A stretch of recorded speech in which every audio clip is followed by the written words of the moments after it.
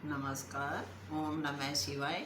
आज मैं आपको बताऊंगी कि शमी के पेड़ की पूजा कैसे की जाती है और कौन से भगवान के लिए की जाती है। अब काफ़ी लोगों के मन में ये भ्रम रहता है कि जांडी और शमी के पेड़ में क्या अंतर है। कोई अंतर नहीं होता, एक ही पेड़ होते हैं दोनों। थोड़ा सा बस कांडे जो होते हैं वो अलग होते हैं और फूल आते हैं शुरू में, वो अलग कलर के होते हैं।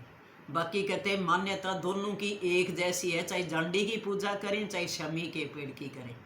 वैसे आजकल जो है शमी का जो पेड़ है इसका पौधा गमले में भी लग जाता है और बहुत ज़्यादा लोग अब इसको मानने लगे हैं, क्योंकि कहते हैं जैसे पीपल के अंदर सभी देवी देवता होते हैं वैसे ही शमी के अंदर भी सभी देवी देवता होते हैं।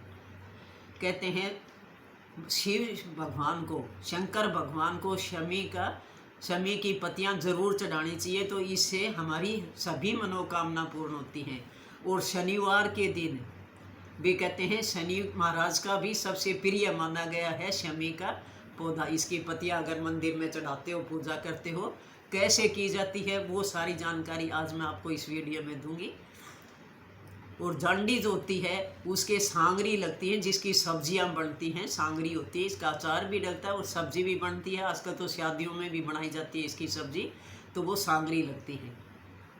और इसकी जो लकड़ी होती है वो हवन में काम ली जाती हैं, हवन में काम में लाती हैं। और इसकी छोटी सी लकड़ी तोड़कर अगर अपनी तिजोरी में या पर्स में रखते हो तो कहते हैं बहुत ही ज़्यादा शुभ मानी जाती है। कभी भी घर में धन की कमी नहीं होती, हमेशा लक्ष्मी का वास रहता है, ऐसी मान्यता भी है। और वैसे आज से ही नहीं, हमारे बहुत पुराने पुराणों में भी इसकी कथा, बहुत चर्चा इसकी सुनने को आती है। कहते हैं कि श्री राम भी जब लंका पर युद्ध करने गए थे, उसके बाद जब विजय हासिल करी थी तो इसी पेड़ के नीचे बैठकर उन्होंने हवन कराया था।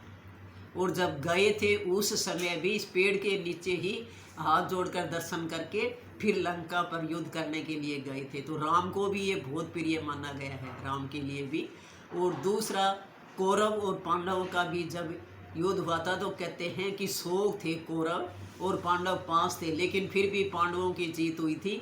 तो जो गांडीव धनुष था अर्जुन का, कहते हैं इसी के शमी के पेड़ के अंदर ही उसको छुपा कर गए थे और जीत हासिल करी थी। तो ऐसे पुराणों में भी हमारी चर्चा सुनने को आती है इसकी, पहले प्राचीन काल से ही। कहते हैं कि इसके अंदर सभी देवी देवताओं का वास होता है। शनिवार के दिन किसी के भी अगर कोई शनि दशा है तो कहते हैं शनिवार के दिन इसके नीचे सरसों का तेल का दीपक जरूर लगाना चाहिए और जल चढ़ा दें। अगर इतना ही करते हैं तो भी बहुत होता है शनिवार के दिन, तो कैसी भी शनि दशा हो वो खत्म हो जाती है। कहते हैं शमी का, जैसे तुलसी का जो पौधा होता है हम लगाते हैं उत्तर और पूर्व में शुभ होता है, वैसे ही शमी का भी पौधा आप घर में लगाते हो, बहुत शुभ माना गया है शमी का। नर्सरी में तो शमी का कोई गमला भी मिल जाएगा, तो अपने उत्तर और पूर्व में रखें। कहते हैं कि इससे कभी भी घर के अंदर कोई बुरी आत्मा या किसी तरह की कोई नेगेटिव सोच घर में प्रवेश नहीं कर पाती। शमी का पौधा अगर गमला में लगाकर आप घर में रखते हो और सुबह सुबह किसी भी काम के लिए जब जाते हो तो सबसे पहले उसके दर्शन करके, शमी के पौधे के पहले दर्शन करके फिर निकले। तो कहते हैं सभी देवी देवता होते हैं, तो इसीलिए जो है कृष्ण भगवान की भी इससे पूजा होती है। सिर्फ एक चीज़ का ध्यान रखें कि शमी के पेड़ के जब पूजा करते हो, भोग लगाते हो किसी चीज़ का, तो इसमें भी तुलसी का पत्ता नहीं डलता, क्योंकि ये शिव जी का सबसे प्रिय माना गया है। कहते हैं गणेश जी के भी शमी के पत्ते चढ़ाए जाते हैं। अब गणेश चतुर्थी आएगी आगे, तो कहते हैं शमी के पत्तियां जरूर चढ़ाएं। जैसे दुर्वा चढ़ती है गणेश जी को, वैसे ही कहते हैं शमी के पत्तियां भी इतनी शुभ मानी गई हैं जितनी दुर्वा होती है। तो इसकी पत्तियां जरूर चढ़ाएं उस दिन अगर आपने घर में लगा रखा है तो।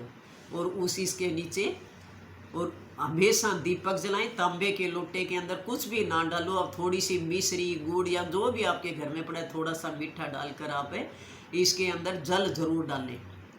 तो कहते हैं आपकी हर मनोकामना की, कोई भी आपके मन में कोई भी कामना है वो पूरी कर सकते हो, नीचे बैठकर पूजा करें। बाकी इसकी पूजा सिर्फ सिंपल ही है, दीपक जला दें, चाहे घी का जलाएं या सरसों का तेल का। शनिवार के दिन तो सरसों का तेल का ही लगाते हैं दीपक, और थोड़ी सी जो है उड़द या तिल जो भी घर में पड़े हों थोड़े से दाने उसके डाल देते हैं शनिवार के दिन, और तांबे के लोटे से जल चढ़ा दें। तो कहते हैं इससे शनि महाराज खुश होते हैं। और शिवलिंग पे इसकी पत्तियां चढ़ाते हो तो कहते हैं कि शिव जी का आशीर्वाद मिलता है। गणेश जी का भी पूजा करते हैं जब भी शमी की पत्तियां बहुत शुभ मानी गई हैं। तो ये सारे भगवानों पे इसलिए जो है जन्माष्टमी के दिन भी जब हम पूजा करते हैं तब भी जो है कहते हैं कि शमी की बहुत अच्छी वो मान्यता होती है। लेकिन कृष्ण भगवान का जो है प्रसाद जो हम बनाते हैं उसके अंदर आप तुलसी के पत्ते डालेंगे, शमी के पत्ते नहीं डालें। जो पूजा करते हैं पूजा कर सकते हैं हम पेड़ की, इस चीज़ का छोटा सा है ये ध्यान जरूर रखेंगे, क्योंकि तुलसी जो भी शंकर भगवान के लिए प्रिय होता है उसकी जो है तुलसी पर नहीं चढ़ते, और कृष्ण भगवान को तुलसी की पत्तियां बहुत प्रिय होती हैं। तो उस दिन तो आप तुलसी के ही पत्तों का भोग लगा दें, शमी की पत्तियां न चढ़ाएं। हाँ, इसके पेड़ के जो है धागा कहते हैं, सूती धागा लपेटते हैं। वो सूती धागा इसलिए लपेटा जाता है कि वो फेरी होती है साथ उसका वस्त्र होता है, इसलिए लपेटते हैं। पहले तो सूत घर पे ही मिल जाता था, लेकिन आजकल सूत तो मिलता नहीं, तो मोड़ी होती है जो नाड़ होता है उसके साथ जो है लपेटे लगा देते हैं। और कहते हैं इसकी छोटी सी टहनी तोड़कर और उसके ऊपर धागा लपेट कर भी घर में रख लेते हैं। तो कहते हैं जो फोटो चित्र बनाते हैं तो वो पेड़ की होती है, तो इस तरह की वो बनाकर पूजा करते हैं। और ज़्यादा मैं कभी भी चक्कर में नहीं डालती, क्योंकि पहले तो लोग बहुत ज़्यादा करते थे, और आजकल इतना जब ज्ञान नहीं होता तो जितना आप पे कर सकते हो श्रद्धा से, किसी चीज़ का मन में नेगेटिव मत सोचो, उतना ही अच्छा है जितना निवास को। तो अपने भगवान सिर्फ भाव के भूखे होते हैं, सिर्फ भगवान में श्रद्धा रखो, आपके साथ हमेशा अच्छा होगा। तो पूजा सिंपल सी पूजा है, सिर्फ जल चढ़ा दे शमी के पेड़ में, और चावल का भी भोग लगता है, चावल के दाने, और पानी के अंदर मिश्री या गुड़ कोई भी मीठा डालकर जो है उसको जल दिया जाता है। तो कहते हैं कि घर में कई बार पैसा आता है टिकता नहीं है, बार बार खर्च होता है, तो कहते हैं कि शमी की पूजा करो तो बहुत अच्छा होता है, क्योंकि पहले भगवान भी इसी पेड़ की पूजा करके गए, सारे काम शुभ किए थे। तो हम भी इनकी पूजा कर सकते हैं और अपना सारा काम सफल कर सकते हैं। तो ये सिंपल सी पूजा होती है इसकी, और अपने घर में भी रखें, और हवन भी होता है इनकी लकड़ियों का। बस ये सिंपल सा ही जो है इसका वो पूजा होती है।